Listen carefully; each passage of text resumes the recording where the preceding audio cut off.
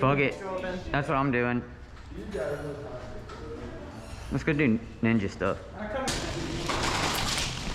So I push into this, what we call the bank, and their spawn is in that back corner right there behind those blue walls.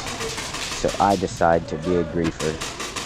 I'm not fucking leaving! Try and keep them in their spawn as much as possible so that my team can get a good foothold in the objective. Since the objective is to hold a castle, aka a room with a couple platforms. It gives you a little vertical dominance. They rise up in a fiery anger! I know they're coming, so I push back. See, yep, they just start coming to fight me. Now listen. There's a lot of BBs coming after me. No, God! Team kill. But then he takes the death.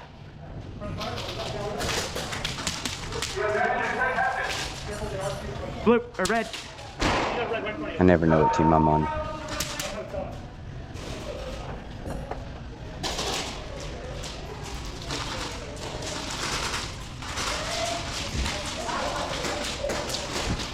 Now I'm really too far up.